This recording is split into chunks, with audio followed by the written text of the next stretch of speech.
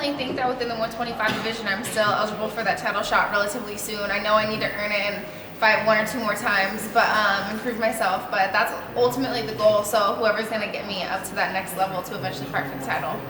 Obviously, things didn't go your way in your last fight. Obviously, you were fighting at flyweight. How did you feel at that weight, and is that somewhere that you're going to stay now? Yeah, I felt awesome, and I think that's the biggest thing that was unfortunate for me is how good I felt in that division. I felt great going into it. I felt great fighting at flyweight, and to have to not win the fight because of a broken arm that I threw the punch myself. She didn't break it. I broke my arm all by myself on her head. So it sucks, and it's a bummer, but you can't look back on those things. I can't regret that fight. I have to go move forward and just look forward to the next one. And yeah, I'm healing up. The doctor said my arm's healing faster than he's ever seen. So 3 months until I can start hitting with full force, and then I give myself another few weeks to get ready for a fight. Paige, I know in the past you've said perhaps one day you'd like to work with the WWE. What have you made of Ronda Rousey's run in the WWE so far? Unfortunately, I haven't been able to see it. I've been so busy traveling, but I think it's amazing. It's just another platform for us UFC fighters to make a name for ourselves. And I know Ronda's going to do awesome at it, and she's going to make a name for herself in the WWE. And that's something, I'm a fighter first and foremost, but if that opportunity ever came knocking, I'm not one to turn opportunities down. So I think it's an amazing organization, and I would definitely love to work with them. What's the reaction been to you getting engaged from your fan base? Has anyone tried talking you out of it yet? Yeah, I would say I definitely had my poor fiance.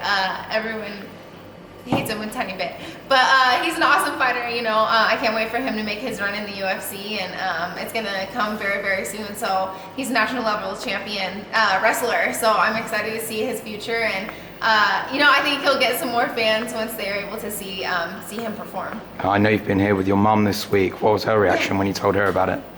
She was so excited. Yeah, it was awesome. I get to bring my mom here.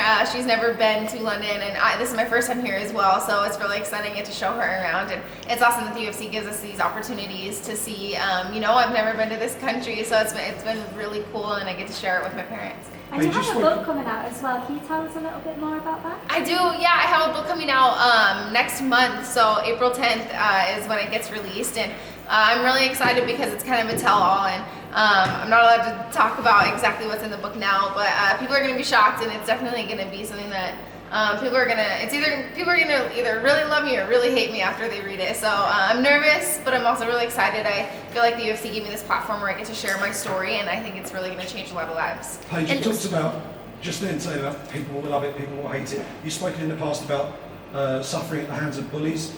You're a very prominent athlete now. You're prominent on social media, Instagram, Twitter. You get a lot of positive feedback, obviously. You probably get a fair bit of negative stuff as well. How have you managed to deal with that as you've grown up in the octagon and grown up as a professional athlete? Yeah, I like to say that, that it doesn't get to me, or that I'm bigger than the people that are saying these negative things, but I'm not, and I'm still a person, and it still hurts, and it's still awful. And, there's a lot of people who post negative things on social media, and I think they forget that us within the UFC or us on a platform, we're still real people, and that stuff still hurts. And I feel like going through everything I went through in high school, all the bullying issues, it kind of did prepare me for this platform to where I do have that thick skin. I can look at it and it won't bother me for quite as long as I would have before. So I think I want to use my platform to just kind of share, my story. As it still does hurt today, but I want to more inspire people to, keep going and not let that negative feedback really hold you back. And, just really chase your dreams. It looks like Valentina Shevchenko will get the next shot at the women's flyweight title. What's your prediction for that fight? I'm going to be totally honest. I didn't see the flyweight champion. I haven't seen her fight before, but I do know how talented Valentina is. And I know that she's beaten Joanna 3 times in kickboxing, I believe. And she's beaten Holly Holmes, and she's very, very talented and a very scary fighter, but at the same time, everybody's beatable. So I'm going to go into this fight watching it as a fan and a fellow competitor, and it is my division, so I'm going to go in and watch it as the potential competition. So I'm going to watch both of them. And how do you think you match up to either one of those? It's a good question. Again, I haven't seen the current flyweight champion fight yet. I was unable to watch her title fight, so It's really just going in there and I watch with an open mind, and then whenever the UFC matches me up with somebody, then I let my coaches make a game plan for me, and I move forward from there. Paige, the other day when you arrived in London, you sent out a tweet asking for restaurant recommendations. Yes. I suggested Nando's. Have you been yet? I haven't. I've actually heard about Nando's from a lot of people, so I'm gonna have to try that. Sorry, Paige, I would like to ask you about Polish girls in UFC. One of the fans asked you today about the rematch between Joanna Jędrzejczyk and Rose Namajunas. You pick Rose. Could you please tell us why? Yeah, honestly, going into that, I feel like watching Rose go into that, my thing is I feel like she had Joanna beat mentally. Joanna, it's just what I saw from the outside is Joanna is used to seeing a reaction from the people she fought, and she didn't get a single reaction out of Rose, and Rose just seemed so mentally strong going into it. In the fight game, it is very, very mental, and Rose just mentally was not shaken at all. So, honestly, if you go skill for skill on any given night, though they fought 10 times, I would say it's 5-5 for the winner. So it really could go either way. Mentally, I feel like Rose has the edge right now, but I know Joanna's going to be very hungry. She's going to want her belt back, and she's going to come full force as well. And I love both of them, so I'm excited just to watch this fight. Talking about your fight with Rose, how much did that shape your career? Because that was a tough fight, and you managed to see it out all the way to the end. And even after the fight, after everything that happened, you still went to the press conference. You still faced the press, answered the questions. There were a few tears shed. But how much did that one day shape you as a fighter and as a person?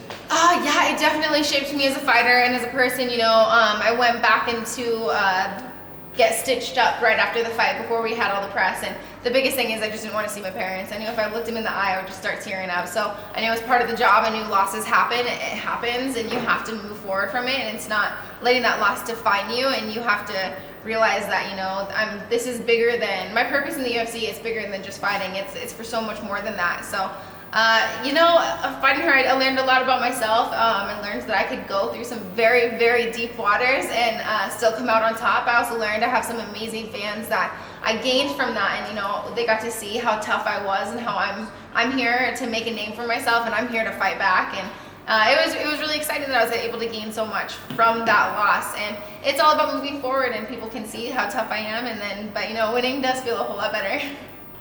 Do you see some other girls outside the UFC that should be fighting in flyweight division? Outside of the UFC, there's a lot of very talented females in the MMA world, and I've been fortunate enough to train with quite a few of them, and I'm hoping that a lot more women do come up to the UFC, and the UFC can notice those girls. And luckily, I feel like there is such a draw behind women fighting that women are almost getting noticed more than the men now, and it's almost a little bit easier path for the women to get up there because people just love watching them fight, and these girls are getting noticed. So I'm very excited that we get to build up this flyweight division, but I'm also hoping as well that there's more talent in Chris Cyborg's division.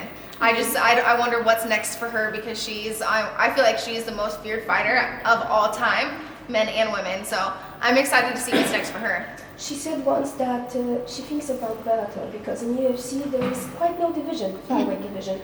Maybe you know each other, so maybe you think that the place of Chris Cyborg is in Bellator, not in UFC.